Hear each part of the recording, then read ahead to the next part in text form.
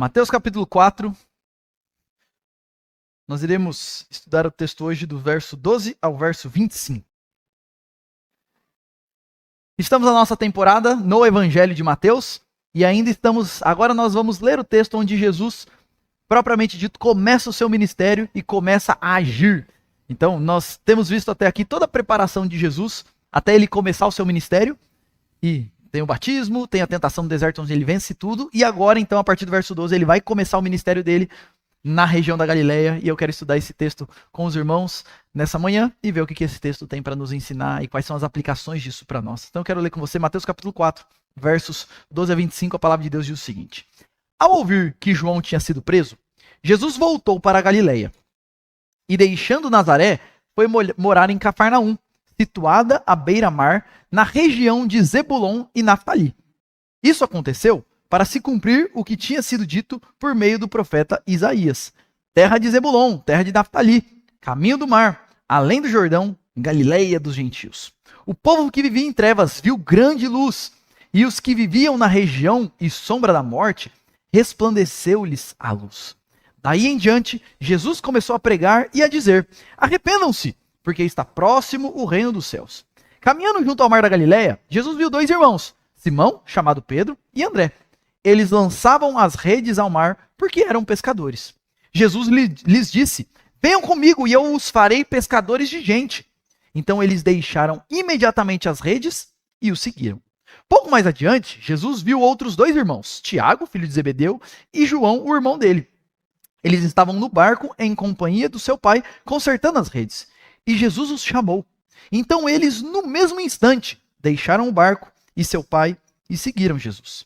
Jesus percorria toda a Galileia, ensinando nas sinagogas, pregando o evangelho do reino e curando todo tipo de doenças e enfermidades entre o povo. E a sua fama correu por toda a Síria.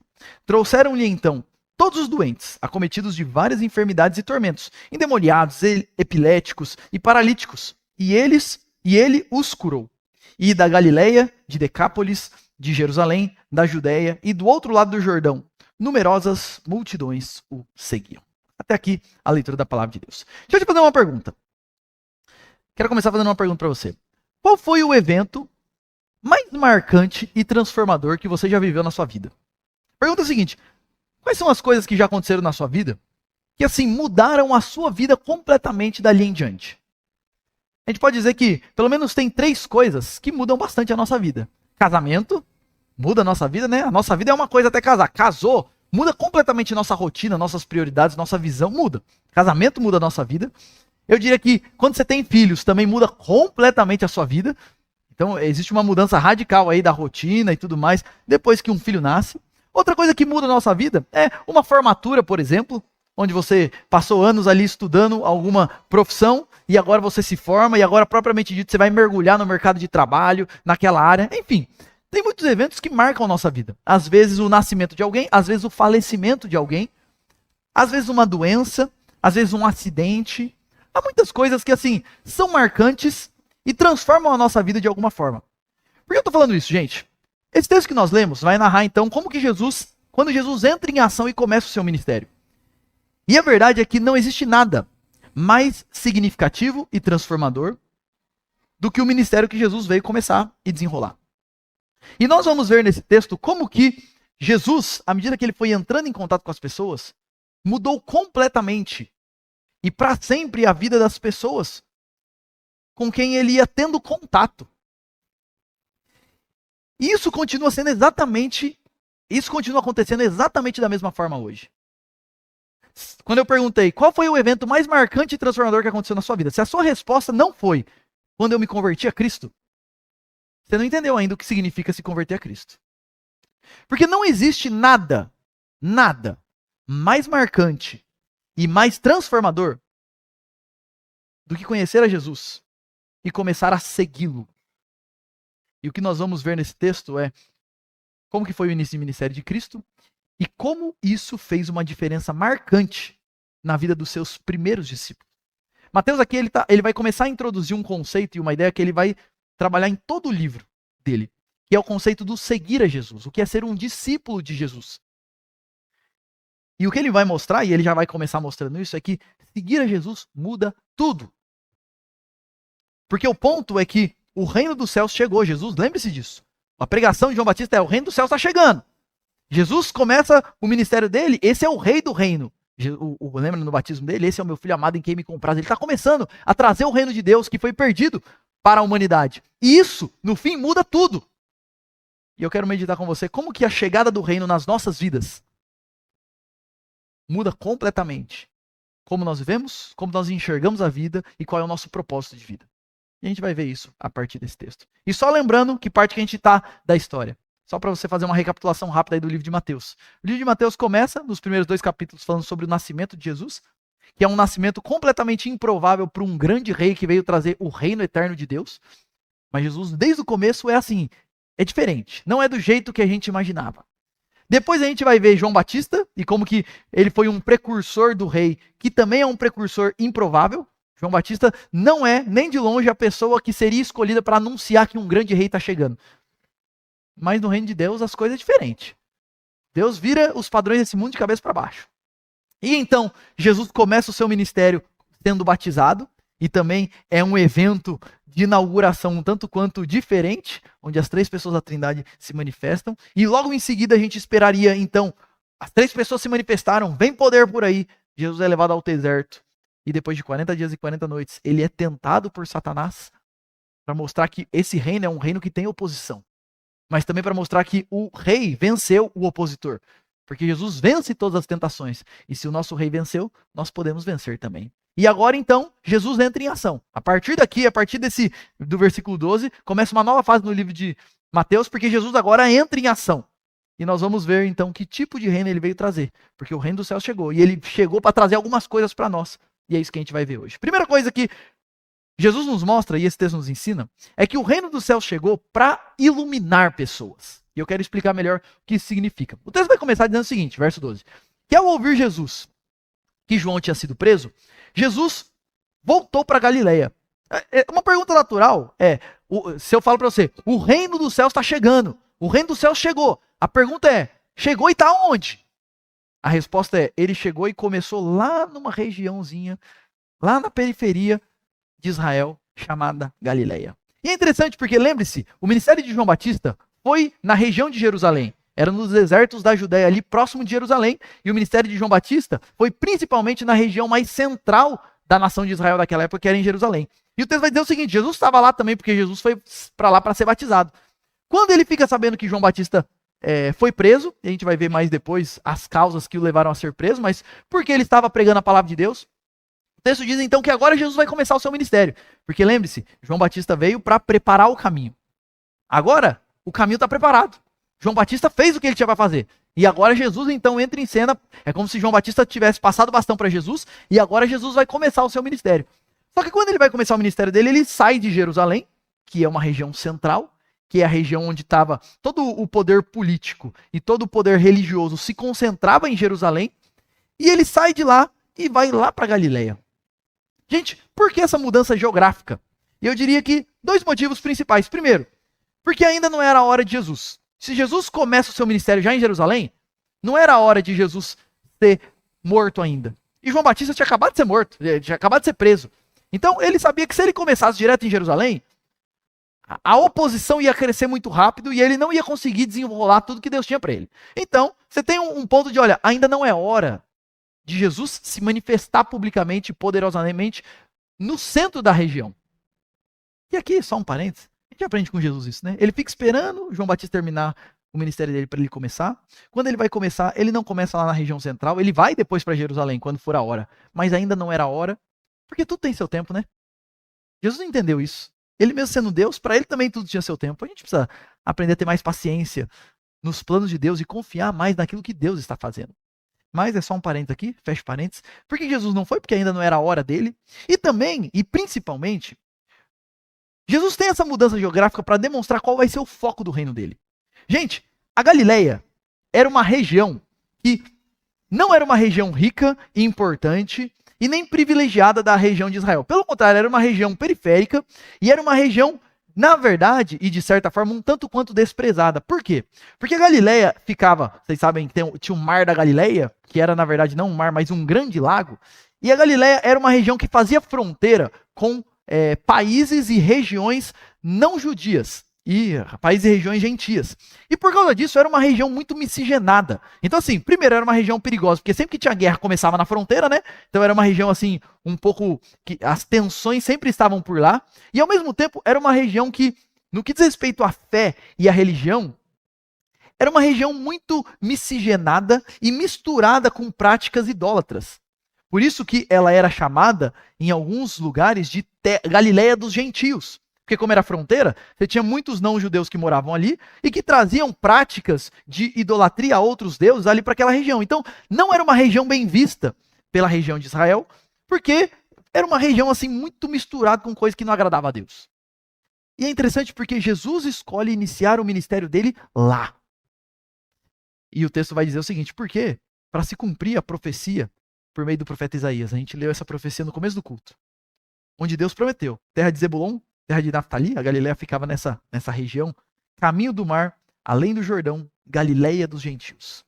Esse povo que vivia em trevas, é ali que eles vão ver grande luz. E o povo que vivia na região da sombra da morte, resplandeceu-lhe luz. Sabe por que Jesus começa o ministério dele na Galileia? Para demonstrar desde o começo o seguinte: eu vim para trazer luz para todo mundo. Eu vim para trazer luz para todo tipo de gente. Não para uma casta especial, não para religiosos, não, mas para todas as pessoas que vivem no escuro. Jesus, perceba que desde o início o ministério de Jesus já começa com um foco missionário. Já começa numa região, e ali era uma região que a região da Galileia fazia fronteira com várias nações não crentes, não judias, várias nações gentias. E o texto a gente vai ler aqui ainda, mas o texto vai falar que começou a chegar gente da Síria, de Decápolis, que era tudo regiões não judias. Porque desde o começo Deus queria mostrar isso. O foco do Senhor é trazer luz para todo tipo de gente. E é interessante porque ele vem para iluminar, e a ênfase, o que Jesus veio fazer lá na região da Galileia, nessa região que de tantas trevas, ele veio trazer luz. E gente, na Bíblia, a ideia de trazer luz tem a ideia de iluminar o entendimento das pessoas em relação ao que é certo e o que é errado, e o que glorifica a Deus, o que não glorifica a Deus, o que é bom e o que é ruim.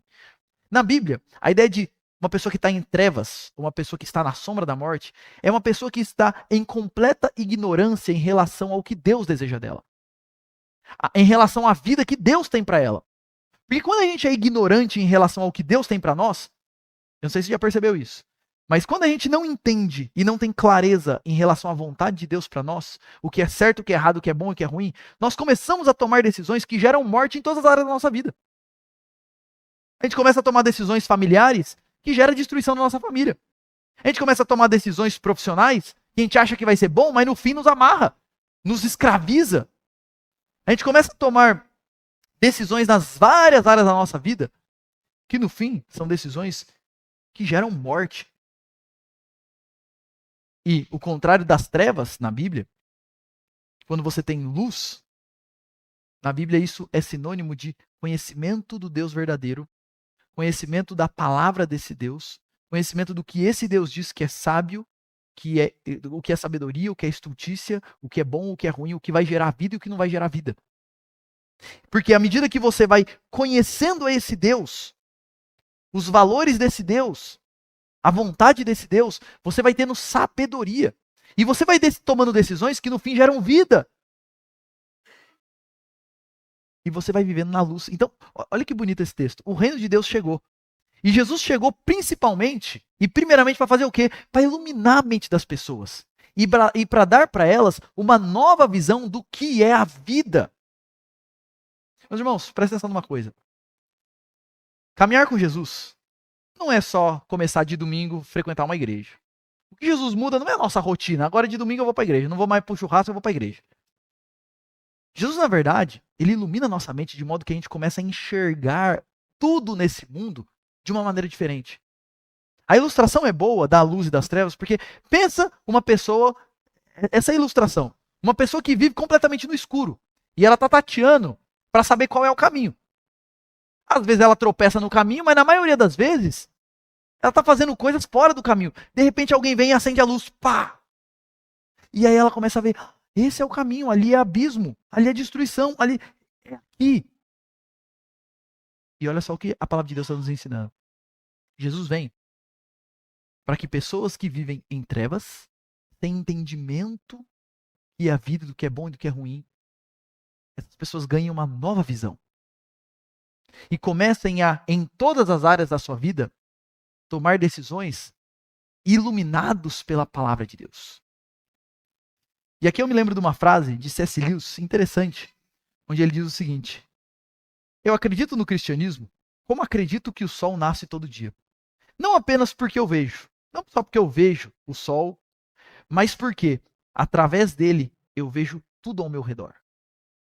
E olha o que ele fala, o cristianismo é como o sol.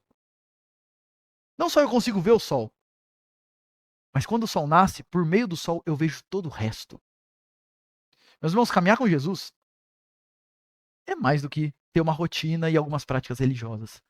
É você ter uma visão completamente nova a respeito da vida. Eu me lembro de algumas experiências que eu já tive como pastor. Eu lembro uma vez uma moça que a gente estava conversando e ela tinha se convertido há pouco tempo e a gente estava fazendo discipulado familiar, ela com o esposo, e ela já tinha tomado muitas decisões muito tolas em sua vida. E eu lembro que eu nunca conversei nada sobre essas decisões que ela tinha tomado. O que eu estava fazendo era sentando com ela, com eles, né, abrindo a Bíblia e mostrando quais são os princípios básicos da fé cristã. E eu lembro que um dia, no meio de um discipulado que a gente estava fazendo, ela parou e falou assim: não, peraí, pastor, peraí. Mas é assim? E agora? Porque eu fiz isso, eu fiz isso, eu fiz isso. Se eu soubesse disso antes, eu não tinha feito nada disso. Mas e agora o que eu faço? É uma nova visão. E a boa notícia é que a palavra de Deus nos ensina até o que eu faço agora. Agora que eu já fiz tudo, o que eu faço agora? O Evangelho de Jesus traz uma nova luz para nós. Um outro exemplo que eu posso dar, coisas que... E é muito comum a gente viver. É muito comum, gente, a gente conversar com pessoas que estão conhecendo o Evangelho agora e falar: pastor, se eu soubesse disso antes. Se eu soubesse, não, eu não teria feito tanta coisa, eu teria feito tanta coisa diferente. Eu lembro uma vez um rapaz que também tinha acabado de se converter e estava fazendo discipulado também. Eu lembro que ele marcou um dia para conversar comigo. Ó, quero conversar só com você, pastor. E aí ele trouxe uma lista de perguntas que ele tinha. Pastor, ó, eu tô vendo a vida agora de um jeito que eu nunca vi. E eu não quero sair da vontade de Deus. Eu entendi que isso é o que eu preciso. Então, sobre isso, o que eu faço? E ele trouxe uma lista de perguntas de como que ele lidava com aquelas situações a partir de agora, porque ele queria fazer do jeito que Deus quer. Irmãos, cristianismo, seguir a Jesus, é você olhar para a vida de uma maneira completamente nova. A luz estava apagada antes. Eu não enxergava. Mas agora, pá, eu começo a olhar para o casamento de um jeito diferente. Eu começo a olhar para filhos de um jeito... Quer ver uma coisa muito comum? Pessoas que, antes de se converterem, olhavam para filhos como um entrave para a minha vida profissional. Agora eu começo a olhar para filhos como uma bênção de Deus na minha vida. Eu começo a olhar para a maternidade de um jeito diferente. Eu começo a olhar para a minha vida profissional de um jeito diferente. Quantas vezes eu já ouvi isso? Olha, antes de me converter, a minha empresa era tudo na minha vida. Agora, a gente se dedica, a gente dá o nosso melhor, mas não é essencial. Nós passamos a olhar para a vida de um jeito diferente. Porque é isso que Jesus veio trazer. Um povo que vivia em trevas começa a ver luz. E a partir dessa luz, eles conseguem enxergar tudo que antes eles não enxergavam.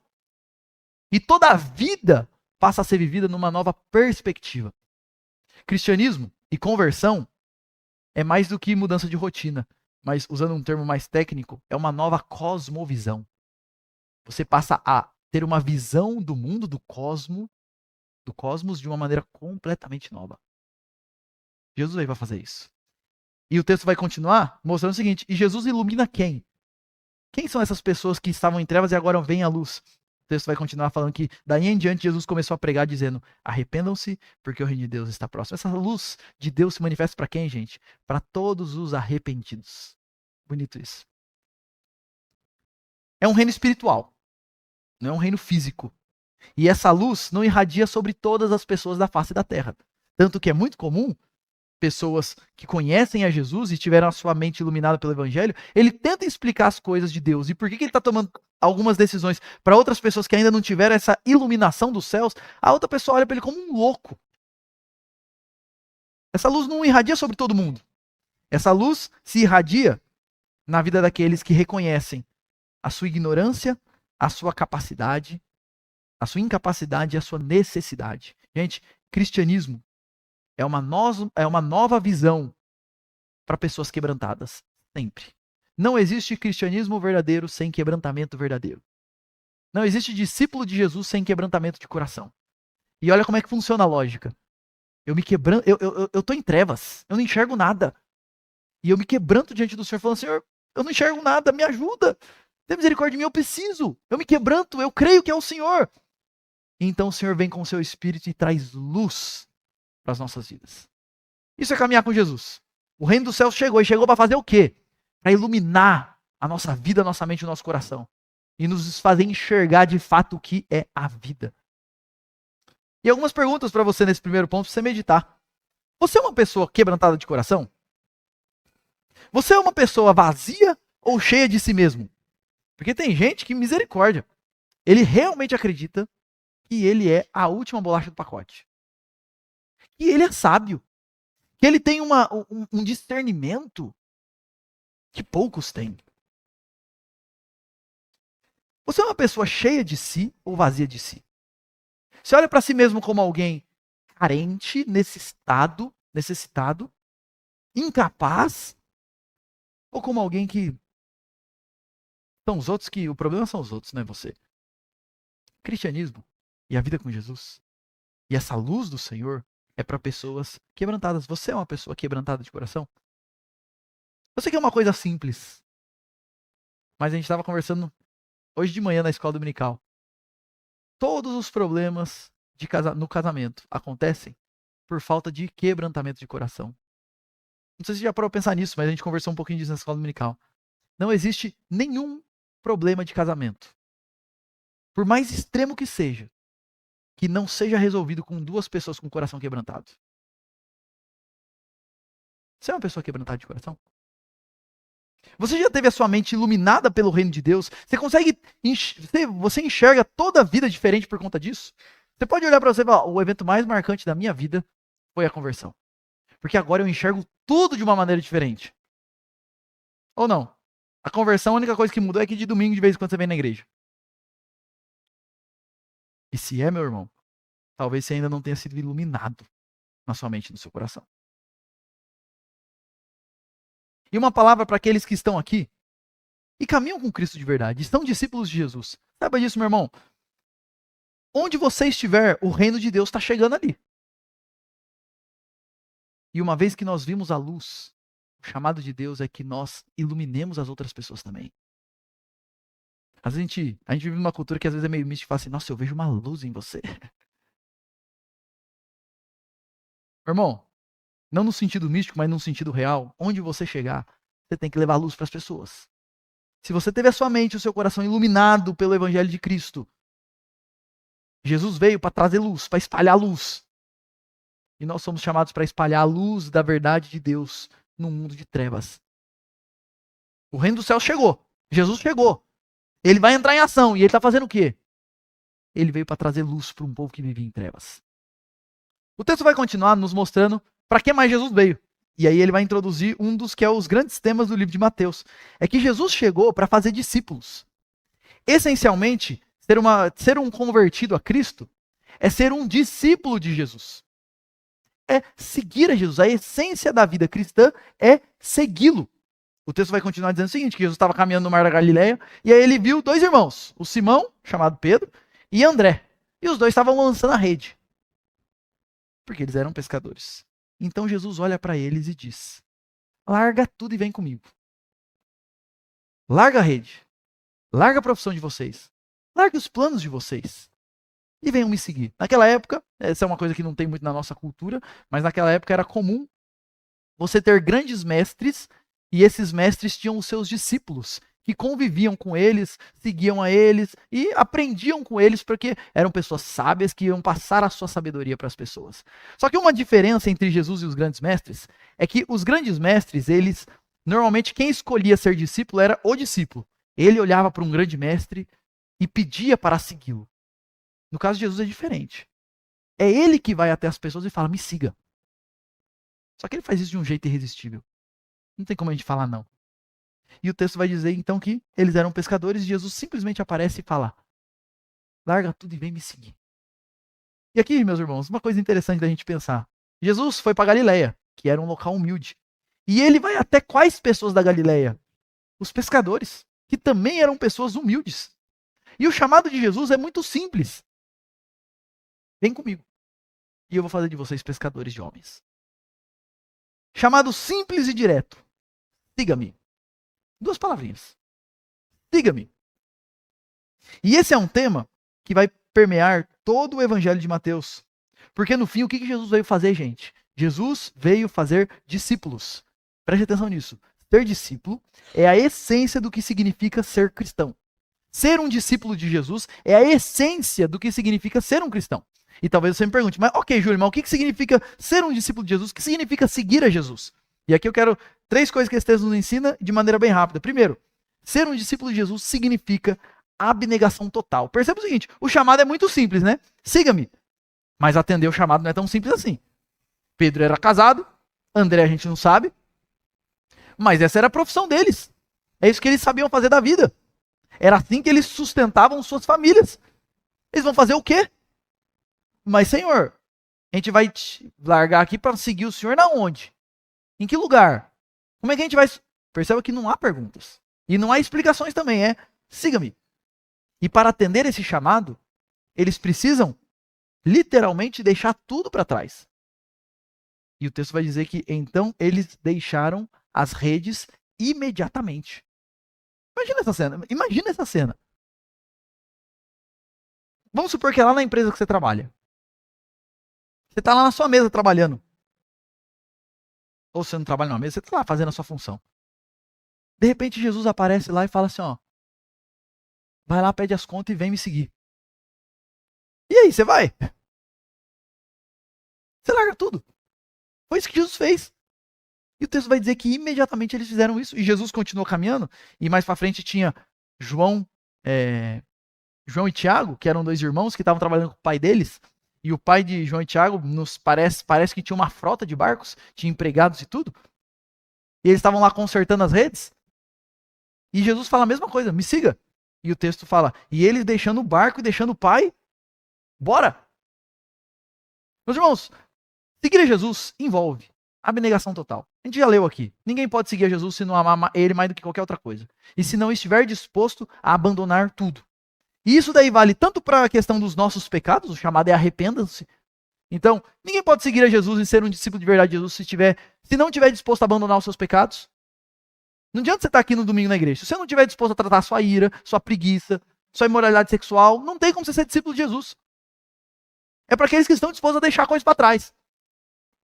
Mas não só abandonar os nossos pecados, mas abandonar também nossos sonhos, nossa carreira, nossas posses, nossos relacionamentos, abandonar tudo. Às vezes, não necessariamente a gente vai ter que deixar, mas para seguir a Jesus a gente precisa ter a disposição de deixar. Para algumas pessoas, seguir a Jesus custa muito. E se você fosse essa pessoa, você estaria disposto a segui-lo? Para ser discípulo de Jesus, é preciso estar disposto a deixar tudo para trás. Você largaria tudo por Jesus? Você largaria o seu conforto? Vamos ser sinceros, gente. Na maioria das vezes a gente não quer largar nem a nossa cama para vir para a igreja.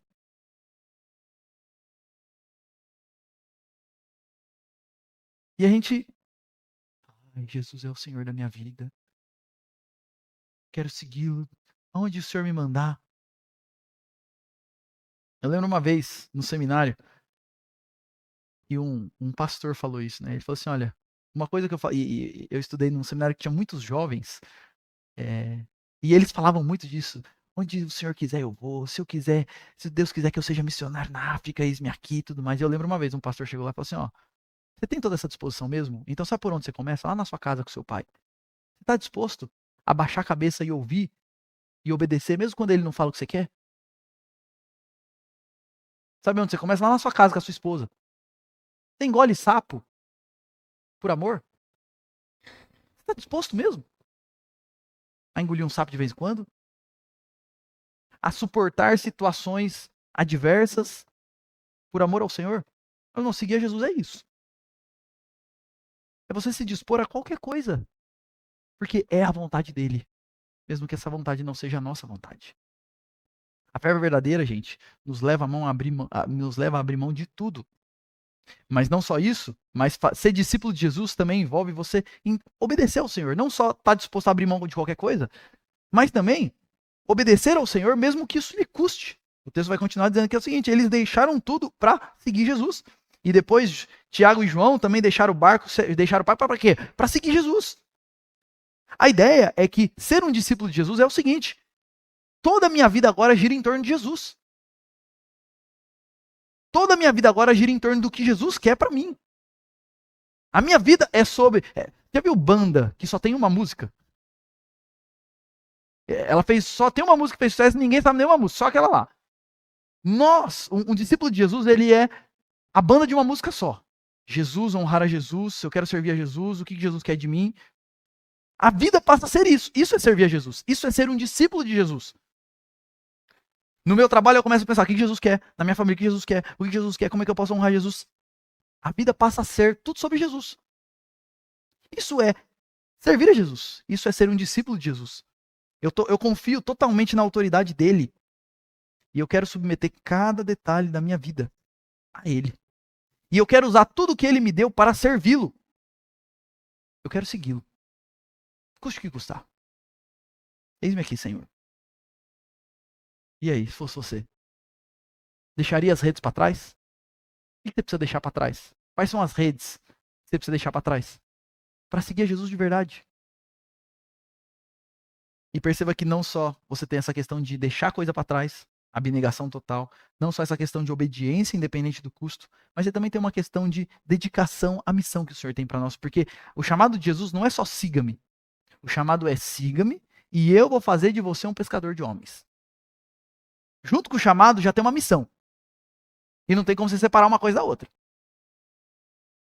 E esse é um dos temas de Mateus. Todo discípulo de Jesus é um discipulador também. Não existe discípulo de Jesus que não seja um discipulador de Jesus. As duas coisas sempre caminham juntas. Seguir a Jesus é um privilégio e junto com isso vem uma responsabilidade de espalhar Jesus e fazer discípulos. Ser discípulo é seguir a Jesus, certo? E Jesus veio para quê? Para fazer discípulos. Então, se eu estou seguindo a ele, imitando a ele, eu vou dedicar a minha vida para também fazer discípulos de Jesus. E um detalhe importante aqui é que a capacitação para isso vem do próprio Jesus. Ele não fala assim, ó, venham a mim e aí se esforcem para pescar homens. Não é, venham até mim e eu vou capacitar vocês. Para que vocês sejam pescadores de homens. Mas olha só, gente, coisa importante. O que significa ser discípulo de Jesus? É você estar disposto a abrir mão de qualquer coisa? É você submeter cada detalhe da sua vida à vontade de Jesus, independente do que custe? E é você fazer do alvo da sua vida, o propósito da sua vida, fazer discípulos de Jesus. Isso é ser um discípulo de Jesus. E a pergunta é, você é discípulo de Jesus? Não tem discípulo pela metade. Ou é ou não é. O que está faltando para você para ser um discípulo de verdade? Porque essa é a tônica de Mateus. Ser um discípulo de Jesus é deixar tudo, se submeter a ele, para virar um pescador de homens. Foi isso que Jesus fez com esses pescadores. É isso que Jesus quer fazer comigo e com você. O que Jesus te chama? A abrir mão para segui-lo. Quais são as áreas da sua vida que precisam se submeter a Jesus para que você siga ele? Você já fez da missão de Jesus a missão da sua vida? É por isso que você vive. O reino do céu chegou, gente. E chegou para iluminar pessoas. Chegou para fazer discípulos. Deus não quer que você seja um frequentador de igreja. E o Senhor também não deseja que você seja um presbiteriano de carteirinha. Deus deseja que você seja um discípulo de Cristo. Você é? Tem muito frequentador de igreja que não é. Tem muito presbiteriano de carteirinha que não é. É isso que Jesus nos chama a ser. Um discípulo de Jesus. E, gente, isso custa. Tudo. A gente lê o texto aqui, ó, faz o cálculo. Mas no fim não tem nada melhor. Porque quem perde a sua vida por amor a Jesus, no fim ganha tudo. E quem não quer perder nada por... não, eu não estou disposto a abrir, no fim você perde tudo. Por isso que tem um missionário, Jim Elliot, que diz o seguinte: não é tolo quem abre mão do que não pode reter para ganhar o que não pode perder. Esse é o chamado de Deus para nós. Senhor, eis-me aqui, eu quero te seguir. O reino vem. O rei chegou. E o rei chegou para quê? Para iluminar. O rei chegou para fazer discípulos, e ele vai começar a fazer discípulos para todo lado. E, terceiro e último ponto, o reino dos céus chegou também para se espalhar. E é interessante, porque Jesus começa na Galileia. E numa região, na cidade de Cafarnaum, que vai ser como se fosse a sua base. Mas Jesus não fica ali. Ele dali começa a se espalhar para todo canto. O texto vai continuar dizendo o seguinte: que Jesus percorria toda a Galileia, ensinando nas sinagogas, pregando o evangelho do reino e curando todo tipo de doenças e enfermidades entre o povo. Um historiador judeu da época de Jesus, Flávio Josefo, ele disse que naquela região, na região da Galileia, você tinha mais ou menos 204 vilarejos. 204 cidades, entre cidades e vilarejos, com uma média de 15 mil pessoas por cidade e vilarejo. Faz as contas aí. 205 vezes 15 mil? Eu já fiz a conta antes, por isso que eu... Mas dá mais ou menos umas 3 milhões de pessoas. Jesus percorria toda a Galileia. Gente, o ministério de Jesus foi intenso e extenso. Imagina visitar 200 cidades. Jesus não ficava parado não, viu? Às vezes a gente tem uma noção que Jesus ficava assim meditando, de perna cruzada, flutuando. Ele tinha muitos momentos de oração. Mas o tempo que Jesus não estava orando, ele tinha rodinha no pé, como a gente diz. Ele estava indo para algum canto. E ele percorria toda Judéia, toda a Galileia, fazendo o quê? Duas coisas o texto vai dizer. E olha no que Jesus se focou. Primeiro, pregando o evangelho do reino. Ensinando nas sinagogas e pregando o evangelho do reino. Meus irmãos, o que Jesus veio fazer? Deus tem um filho só, que ele enviou ao mundo e fez desse filho um pregador. Sabe qual é a maior necessidade que existe nesse mundo? É a pregação.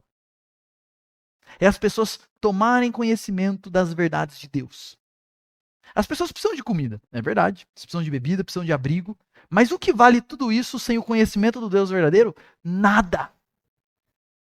A maior necessidade desse mundo é as pessoas conhecerem as verdades do evangelho do reino. E por isso que Jesus ele tem um ministério profundamente intenso, profundamente extenso de pregação. Jesus era conhecido por ser um mestre. Por isso que as pessoas chamavam ele de mestre. Sabe por quê? Porque ele sempre estava ensinando alguma coisa, sempre estava falando alguma coisa. O reino vem para se espalhar e ele se espalha por meio da pregação. Jesus falando para todo canto. E não só Jesus vem ensinando e pregando, mas o texto também diz que ele vem curando todo tipo de doença e enfermidade. E aqui, o próprio Mateus vai falar disso lá em Mateus, mais para frente, capítulo 9, que Jesus fazia isso porque ele se compadecia das pessoas. E é bonito isso porque Jesus ia para todo lugar pregando, e à medida que ele ia vendo as pessoas necessitadas, ele se compadecia dessas pessoas. E ele ia curando todo tipo de doença e enfermidade. E expulsando demônio e fazendo o que precisava fazer. Porque o ministério de Jesus foi basicamente um ministério de pregação e um ministério de misericórdia e restauração. Porque se você parar para pensar, tudo que Jesus ia fazendo tinha a ver com desfazer os efeitos do pecado. O pecado entrou no mundo. E ele destruiu famílias, e ele trouxe problemas de saúde, e ele trouxe o domínio do mal.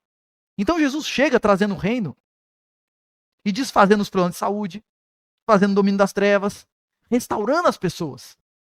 O ministério de Jesus é um ministério de pregação e um ministério de misericórdia e restauração. O texto vai continuar dizendo o seguinte, que então eles trouxeram todos os doentes, acometidos de várias enfermidades e tormentos. Era endemoniado, era epilético, era paralítico, gente de todo tipo. E Jesus ia se compadecendo dessas pessoas e curando essas pessoas. Porque Jesus veio, gente, para destruir as obras do diabo e as consequências do pecado. Jesus vem para restaurar a criação dele. Deus criou um mundo perfeito. E desde que o pecado entrou no mundo, é problema para todo lado. E Jesus veio para resolver isso. E ele começa a fazer isso nas nossas vidas, e quando ele voltar, ele vai acabar com todos os efeitos do pecado nesse mundo. O ministério de Jesus é um ministério de pregação e de restauração. E quando você junta essas duas coisas, pessoas se atentando à voz de Deus e sendo restauradas, sabe o que acontece? O reino dos céus vai se espalhando. Porque o texto vai terminar dizendo o seguinte: a fama de Jesus correu por toda a Síria. Gente, a Síria era uma região de não-judeus. A fama de Jesus correu por toda a Síria e a galera começava a vir da Síria para Galileia para ouvir Jesus. E não só na Síria, mas toda a região da Galileia, a fama de Jesus correu. Decápolis era um conjunto de 10 cidades, também de não-judeus, que tinha ali na fronteira, do outro lado do Mar da Galileia. E a galera começou a vir de Decápolis, a galera começou a vir de Jerusalém e Judeia. E isso daqui é irônico isso. Porque lá era o centro religioso e todo mundo ia para lá, porque era lá que estava o templo. O que começa a acontecer? A galera vem de lá para Galileia. Porque o reino dos céus chegou. O reino vai se espalhando. E pessoas de todos os tipos e de todos os lugares começam a ser atraídas a Jesus. Meus irmãos, sabe como é que o reino continua se espalhando hoje? Porque o reino vem para se espalhar e vai continuar se espalhando. E nós aqui estamos aqui hoje porque o reino se espalhou até chegar aqui na gente. Sabe como é que o reino continua se espalhando hoje? Por meio da pregação. E à medida que a gente vai pregando e as pessoas vão se rendendo ao Senhor, a vida delas começa a ser restaurada. E à medida que as pessoas à sua volta vão vendo essa restauração, essa transformação, elas vão sendo atraídas ao Senhor. E novas pessoas chegam a Jesus e são iluminadas por Jesus, e esse ciclo vai indo. E vão se chegando pessoas de todos os lugares. Gente, é assim que o reino cresce na nossa vida. À medida que a gente vai ouvindo a pregação e a palavra de Deus, a gente vai sendo restaurado pelo Senhor e o reino vai tomando conta da nossa vida. E é assim que o reino também se espalha por meio de nós. Nós vamos ouvindo. Nós vamos vivendo toda essa restauração do Senhor. E à medida que a gente vai continuar convivendo com as pessoas e elas vão vendo isso acontecer na nossa vida, elas vão sendo atraídas ao Senhor. Não é assim que acontece? Deveria ser assim, pelo menos. Infelizmente, o problema é que às vezes ou a gente não convive mais com pessoas que não conhecem a Jesus, então a gente vê essas restaurações e não mostra nada para ninguém. É como a luz que você bota debaixo da cama e esconde. Ou boa parte das vezes a gente está na igreja, mas a gente não está vivendo realmente essa restauração que vem do Senhor. Então a gente não tem o que mostrar também. Mas é assim que o reino vai se espalhando. E aqui eu me lembro de uma história e um caso que eu vi na minha vida de um jovem. E eu lembro que ele se converteu com 16 anos. E eu lembro que esse jovem, ele se converteu num acampamento, lá na minha igreja de origem, 16 anos, e ninguém da família dele era cristão. Então, ele se converteu, carreira solo, e eu lembro que logo depois do acampamento eu perguntei pra ele: e aí, gostou? Volte mais vezes. Eu lembro que ele falou assim pra mim: a partir de agora eu sou membro da sua igreja. Todo domingo você vai me ver lá. Rapaz, o bicho tá decidido mesmo, hein? Vamos ver. E, gente, ele morava longe da igreja. Eu lembro disso. Você imagina um adolescente de 16 anos acordando domingo, 7 horas da manhã, para pegar ônibus 15 para as 8 da manhã, para chegar na escola dominical, sozinho, sem a mãe precisar acordar, sem nada. Pois é, isso acontecia. Sabe por quê? Porque o reino chegou. Assim, ó, tava apagado, agora tá iluminado. Ele consegue perceber a beleza do reino. E eu lembro uma vez desse jovem, ele me convidou para ir num evento que ia ter da família dele lá.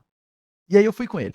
Ele falou: rapaz, ó, normalmente esses eventos aí a galera fica o dia inteiro bebendo, vamos comigo que aí fica alguém comigo lá. Eu falei: vamos. Cheguei lá de fato. Nossa, ele bebia, e aquelas caixas de cerveja que ficaram o dia inteiro bebendo. E eu lembro e eu quietinho lá na minha, né? Não era minha família, não sei de nada. E eu lembro em um momento, eu vendo ele incomodado. Imagina um adolescente de 16 anos, vendo essa situação, incomodado, com todo mundo bebendo. E imagina o churrasco rolando, e as pessoas bebendo, e ele se levanta e vai lá: gente, posso falar uma coisa? Aí todo mundo parou, né, pra ouvir. Ele falou isso no meio de todo mundo: vocês podem beber todas essas caixas aí. O máximo que vocês vão ter é um momento de alegria. Sabe o que vocês precisam na vida de vocês? De Jesus. Pra encher vocês de alegria de verdade. Vixe, imagina, climão, né? Ficou todo mundo assim, tudo desconcertado. Mas é isso que acontece quando o reino chega. Você tem discípulos, independente da idade, que estão comprometidos em servir ao Senhor e espalhar a luz do Senhor. Porque esse é o chamado do Senhor para nós. O reino chegou. E o reino chegou para se espalhar também. E a pergunta que eu faço para você é o seguinte: esse reino já se manifestou na sua vida? O poder transformador do Senhor está evidente na sua vida? Está se espalhando em você? Porque é o seguinte, Jesus continua fazendo a mesma coisa. Ele continua nos ensinando e derramando o seu poder transformador sobre a nossa vida. E nos mudando e nos restaurando. Isso tem acontecido em você, está se espalhando em você. E se está se espalhando em você, você está espalhando o reino. Jesus, uma coisa linda desse texto, gente. Jesus ia até as 200 e tantas cidades da Galileia. Ele não ficava lá sentado na Galileia esperando as pessoas chegarem. Ele ia atrás das pessoas. E você vai? Você fica na sua casa lá, achando que seu vizinho vai bater na sua porta e falar: por favor, me fale de Jesus. O reino se espalha. O Jesus indo até as pessoas. E nós precisamos ser mais intencionais nisso, meus irmãos. Você tem amigos, você tem vizinhos, que a luz ainda está apagada para eles. Marca alguma coisa com ele. Vai atrás dele. Crie pontes com ele. Se relacione. Jesus nos chama para ser discípulo dele e espalhar esse reino de luz onde nós estivermos. Você entende que a maior necessidade das pessoas à sua volta é a pregação do evangelho? Você entende isso? A maior necessidade de todo mundo que está à nossa volta é ouvir de Jesus. Isso é mais importante do que comida. Isso é mais importante do que roupa. Você tem misericórdia das pessoas e tem se dedicado para que elas experimentem o poder transformador do Senhor? Gente, o reino do céu chegou. E Jesus chegou. Para fazer o quê? Essencialmente, para iluminar pessoas. Iluminar a mente e o coração das pessoas. Fazer discípulos. E por meio desses discípulos, espalhar esse reino em todos os cantos. E eu quero contar uma história antes de eu encerrar aqui, de uma pessoa que entendeu isso. Não sei quantos já ouviram falar dessa moça, dessa senhora que na verdade já faleceu, Corrie ten Boom. E esse livro, O Refúgio Secreto, você acha por aí na internet, onde ela relata a história dela. Como que é a história dessa mulher? Ela era uma holandesa, filha de uma família piedosa, de crentes no Senhor Jesus, que viveram na época da Segunda Guerra Mundial. E o pai dela tinha uma relojoaria. E ela, com os irmãos todos, trabalhavam lá junto com o pai. E ela conta, nesse livro dela, ela conta que o pai dela era um homem muito piedoso.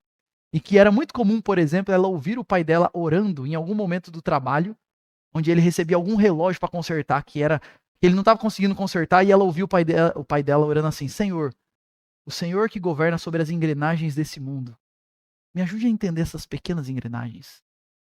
Era um homem piedoso, que queria servir ao Senhor. E o que acontece é que começa a época da perseguição nazista contra os judeus.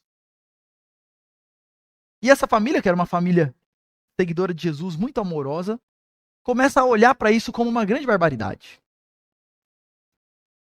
E eles tomam uma decisão interessante de, na medida do possível, proteger todos os judeus que eles pudessem proteger. Por quê? Porque eles eram discípulos de Jesus. E eles entendiam que essa era a vontade de Deus. E perceba que para fazer isso, gente, eles estão colocando em risco o negócio deles, o sustento deles, talvez a vida deles. Mas mesmo assim, ser discípulo de Jesus não é abnegação? Então, eis-me aqui, Senhor. E eles criaram um esconderijo lá na relojoaria. E eles começaram então a esconder judeus lá da perseguição nazista. E cuidar desses judeus. Um tempo depois eles foram descobertos. E não deu outra. Todos foram presos, levados para os campos de concentração junto com os judeus. Ah, você não quer ficar com os judeus? Então você vai ficar com eles. Quando eles são presos, Corrie vai junto com a irmã dela para um campo de concentração. E o pai dela vai para um outro lugar, mas 10 dias depois ele morre.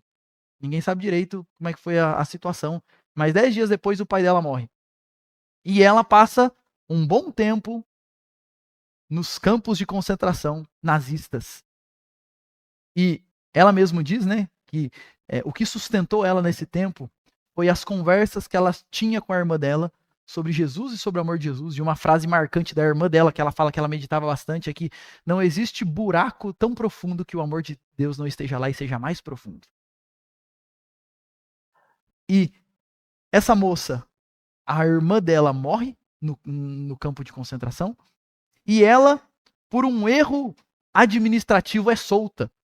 Então tem lá um julgamento que cometem algum erro lá no julgamento e por isso ela é solta. Mas todas as meninas que estavam presas com ela, 10 dias depois que ela foi solta, foram todas mortas. E aí depois, e essa moça então, ela sai da cadeia, e depois que termina a Segunda Guerra Mundial e acaba toda essa questão, ela começa e assume como missão de vida, uma vez que ela ganhou visibilidade por causa dessa história dela difícil, ela assume como missão de vida espalhar o amor e o perdão de Jesus. E a pregação dela sempre foi sobre como Jesus é o Deus do perdão, da graça e do amor. E ela teve um ministério evangelístico muito bonito, que alcançou muitas nações, depois de passar por essa situação tão trágica. Ser discípulo de Jesus é isso, gente. Eu me disponho a qualquer coisa. Porque Deus me chamou para espalhar o reino dele. Para obedecê-lo. Custe o que custar. E fica aí, ó, uma boa leitura para você. Refúgio Secreto. Você vai ver a história dessa mulher. Uma verdadeira discípula de Jesus. Que se dispôs a fazer tudo por amor a ele. Vamos ser sinceros, como o nosso compromisso é baixo, né? Como o nosso compromisso é pequeno de amor a Jesus. E eu quero terminar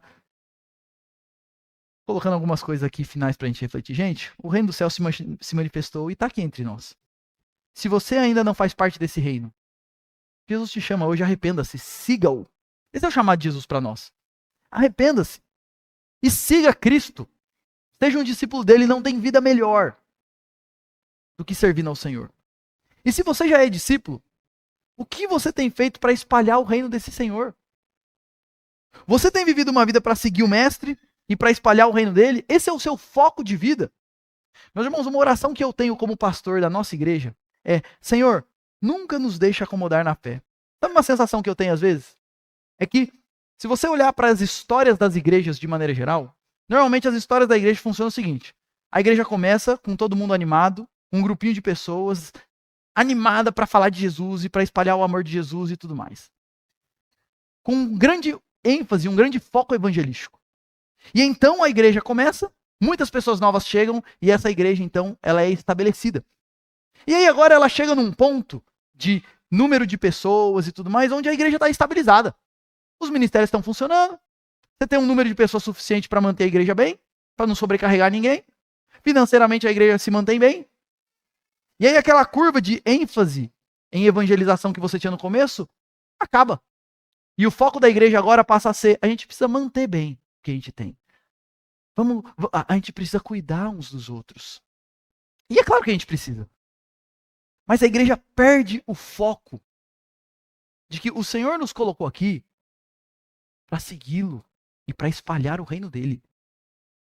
E o que é muito comum e triste, igrejas que começaram muito bem e depois de 10, 15 anos como igreja, os próximos 50 anos é a mesma coisa. É a mesma coisa. É uma igreja acomodada, de pessoas que faz anos que não compartilham de Jesus com ninguém. A minha oração, meus irmãos, e eu olho para a nossa igreja, a gente está chegando nesse ponto aí. Estamos estabilizados. A minha oração é: Senhor, não deixa a gente perder o foco. Porque ser discípulo de Jesus, ele mudou a minha vida. E eu quero espalhar esse reino onde eu estiver. Que essa seja a nossa oração, meus irmãos. Que a nossa reunião aqui de domingo seja uma reunião da base missionária. Que aí é o seguinte: de segunda a sábado a gente está espalhado por todo canto aí, levando a luz de Cristo. Porque essencialmente seguir a Jesus é isso. Eu abro mão de tudo, eu o sigo, e Senhor, eis-me aqui, me use para pescar homens. Que Deus nos abençoe e nos faça discípulos de Jesus. E a gente vai participar da ceia agora. Quando a gente participa da ceia, o que a gente lembra? Jesus foi o primeiro missionário. Ele desceu lá do céu para vir aqui me buscar. E se eu acho que alguma coisa custa para mim fazer isso, para ele custou muito mais. Então, seguindo o exemplo do meu Senhor, assim como o Senhor se entregou por mim, Senhor, eu quero te seguir. Eu quero te servir. Sabendo que ninguém perde nada quando entrega tudo para servir ao Senhor.